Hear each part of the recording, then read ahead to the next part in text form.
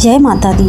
आज की इस वीडियो में हम सुनेंगे माँ दुर्गा के 9वें स्वरूप की कथा, माता सिद्धिदात्री की कथा। इनकी कृपा से भक्तों को ज्ञान, समृद्धि और मोक्ष की प्राप्ति होती है।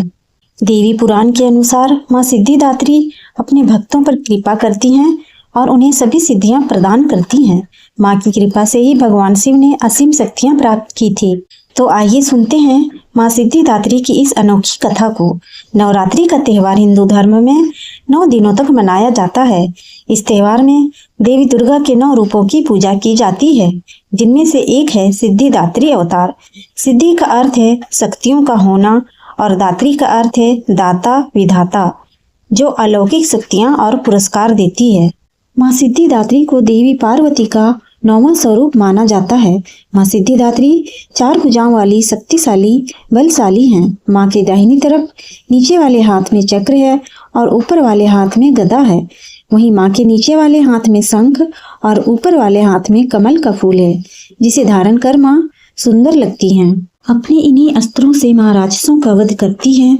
माँ की सवारी सिंह है, जो कि माँ की परछाई की तरह उनके साथ चलता है और माँ कमल के फूल पर आसीन होती हैं। ऐसी मान्यता है कि जो भक्त माँ की सेवा पूरे विधि विधान से करता है, उस पर माँ की कृपा सदैव बनी रहती है। एक समय की बात है, जब ब्रह्मांड में केवल अंधेरा था, तब माँ कुष्मांडा, जिनकी पूजा नवरात्रि के चौथे दिन की जाती है, उन्होंने त्रिदेव यानी भगवान शिव, भगवान ब्रह्मा और भगवान विष्णु की रचना की और इन्हें सृष्टि के निर्माण का कार्य दिया। तब ब्रह्मा जी को सृष्टिकर्ता, विष्णु जी को पालन करता और शिव जी को संहारक का कार्य सौंपा गया। एक बार शिव जी ने माँ कुष्मांडा से प्रार्थना की और उनसे उन्हें पूर्णता प्रदान करने की विनती की। तभी माँ कुष्मांडा ने एक और देवी की रचना की, जिन्हें सिद्धिदात्री यानी सिद्धियों की प्रदाता कहा जाता है। माँ सिद्धिदात्री ने शिव जी को 8 यानी अष्ट सिद्धि के साथ 18 सिद्धियों का आशीर्वाद दिया। इन 18 में न केवल अष्ट सिद्धि यानी 8 सिद्धियां शामिल थी, बल्कि 10 और सिद्धियां भी शामिल थी, जो भगवान कृष्ण द्वारा परिभाषित माध्यमिक सिद्धियां थी। इसके बाद भगवान ब्रह्मा जी को ब्रह्मांड में जीवन बनाने के लिए एक पुरुष और एक महिला की जरूरत थी। इसलिए माँ सिद्धिदात्री ने स्वयं को भगवान शिव के आदि शरीर से जोड़ लिया। शिव का वह रूप जहाँ वह आधे स्त्री और आधे पुरुष हैं, अर्धनारीश्वर कहलाता है। माँ सिद्धिदात्री की रामनवमी के दिन पूजा की जाती है। माँ सिद्धिदात्री की पूजा केवल मनुष्य ही नहीं करते, बल्कि देवता, गंधर्व, असुर, यक्ष और सिद्ध भी करते हैं। माँ की ऐसी कथाएं प्रचलित हैं, जहाँ पर माँ ने सिर्फ भक्तों को और देवताओं को ही नहीं, बल्कि राक्षसों को भी मोक्ष दिया है। कहते हैं यदि सच्चे मन से माता के मंत्रों का जाप किया जाए तो माता शीघ्र ही प्रसन्न हो जाती हैं और समस्त मनोकामनाएं पूर्ण कर देती हैं।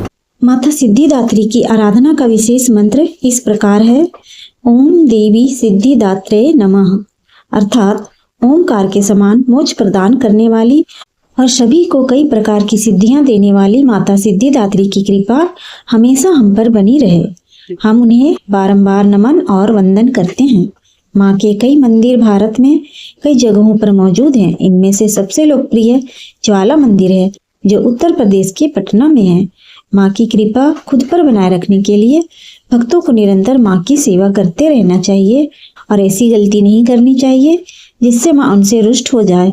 ऐसी मान्यता है कि जो भक्त माँ सिद्धिदात्री की पूर्ण निष्ठा से सेवा करेगा, उसे सभी सिद्धियां प्राप्त होंगी।